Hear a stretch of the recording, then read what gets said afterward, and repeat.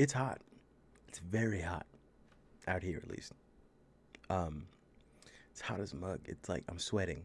I turn the fan off. I'm suffering for the homies because I love you guys, and I don't want you to have to hear the like, you know what I mean? It's annoying. I don't know how to edit. I just got to get something out. I've had this YouTube channel for a while. I've released a few videos. Uh, if you don't recognize me, congrats. You're not online. I'm on Twitter a lot. I'm a very small part of Twitter. Homie Twitter. It's a thing. Look it up. And we all just kind of hang out and vibe.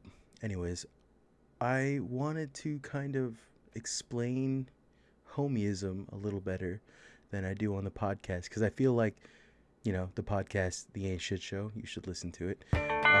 When you listen to it, you don't really get I don't get as much time as I'd like to talk about the philosophy of Homieism and kind of where it comes from. And I thought, what better way to do it than to introduce the YouTube channel and some of the more interesting projects I want to start doing, than to, kick it all off with the classic intro to Homieism. So if you want to read, like, I guess some of the stuff that I've written about Homieism before, I'll put a link in the bio. I have the Homie Manifesto that I wrote a few years ago. It needs an update. I'm working on it. But, read it at your leisure. You don't really need it to understand the whole vibe.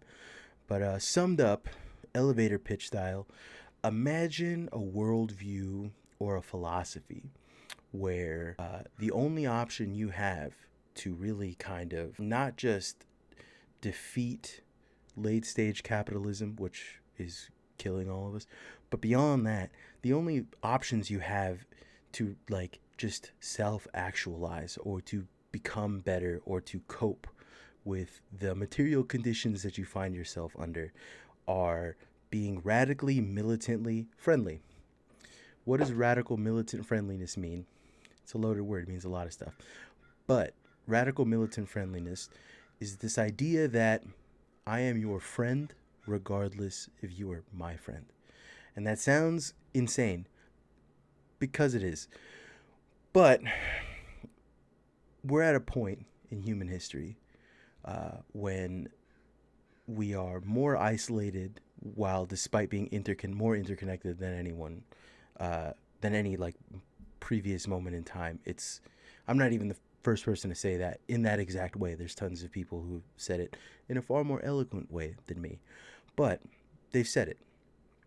And in this time of interconnectedness, as well as this, deep loneliness, there is somewhat a capitalist incentive to keep you feeling isolated, to keep you feeling like you're not enough, like you're not good enough, like you are inadequate, like the burden of society not having a place for you falls squarely on your shoulders.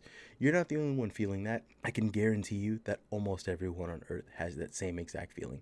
There are a few like psychopaths who don't have that feeling, but most people have that feeling.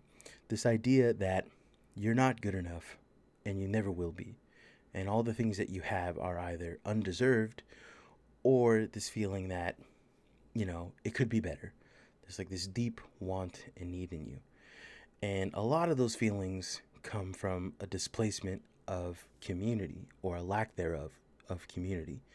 You don't really have people around you that are supporting you. And I don't mean supporting you to like getting you to your goals of waking up every day and trudging along to your job and working your 8 or longer hours and then going home. That's not really goal oriented.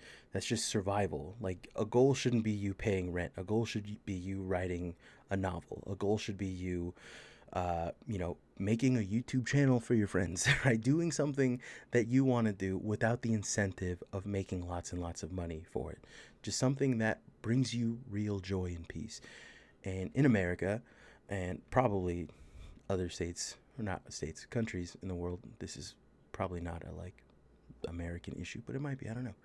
But in America, you're incentivized to take all of your free time or all of the things that you do and capitalize on them, right? There's an entire business based around this. I'm looking at like dudes like Gary Vee. I'm drawing a blank right now.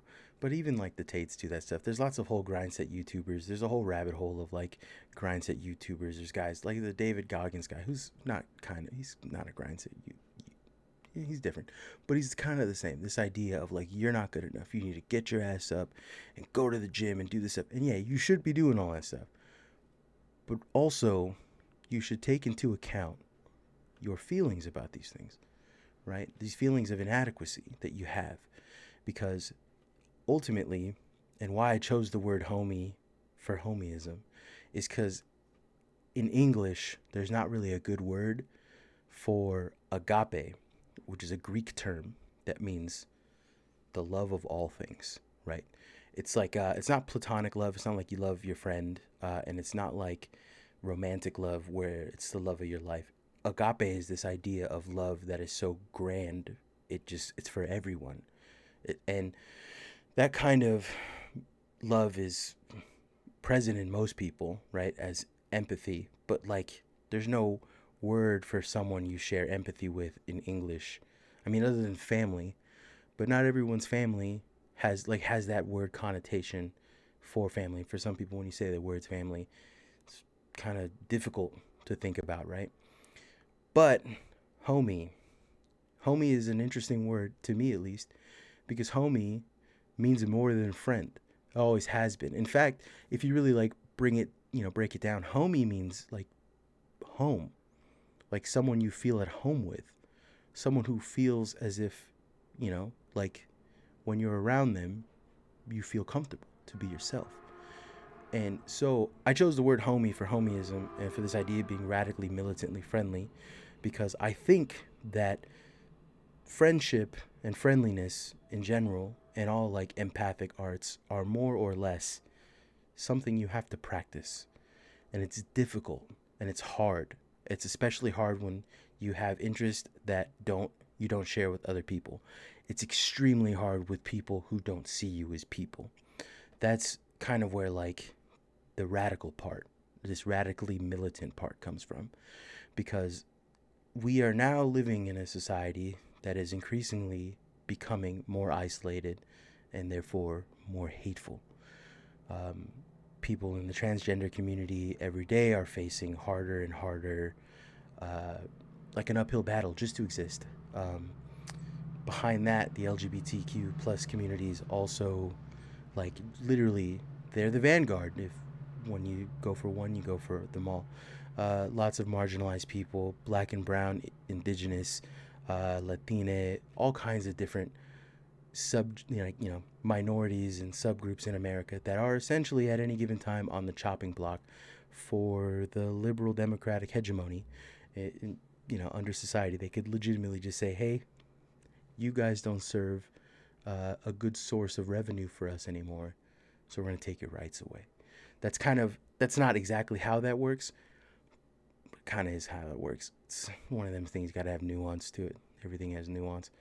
Regardless, the point of homeism is understanding that your want to be an individual, to individualize, to see someone else that's outside of you, that's outside of your group, to see someone else as different from you or an enemy of you or someone who is not like you, and to immediately have like either I don't want to talk to this person, I don't want to interact with him, I want nothing to do with him, or I actually hate this person and I wish them harm and I don't want them around me. That's a capitalist incentive inside of you, right? That is I'm not saying you're a capitalist if you do that stuff, but you're being incentivized by capitalism to not like someone. They can make $1 off you. They can sell you a shirt that says you don't like this person. They can sell you bumper stickers and stuff. They can sell you an ideology that you can buy, and you take that ideology and you radicalize yourself and you start radicalizing under other people around you, and you start self-selecting and moving away from a much more united society. And purely it's based on this idea that you are different, right? You're an individual, and it's placed on you. You got to do this. You got to find the right people. You got to find your tribe. You got to find all that's salesman stuff. That's marketing. You're becoming a cohort. The reality is, we're all we got. We're all stuck on this earth the same as everyone else. There's a few of us that got a way more money than the rest of us, and that's different. But most people, we're the same. We're all the same. The only way to really understand that is to start seeing them as your homies, as people who are potential homies, people who you haven't unlocked that friendship with yet. And so hopefully with this podcast that you listen to, it's a lot of dick jokes. I get it. We talk about a lot of stuff that is not for everybody. I also get that. We joke a lot.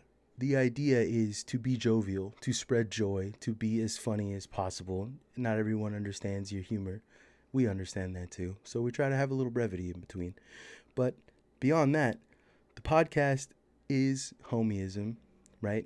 It's an act of Homieism. We're trying to make as many friends as possible. I'm trying to be as friendly as possible. I'm trying to take everyone, where they are and understand them for who they are. And, hopefully they understand me as well too.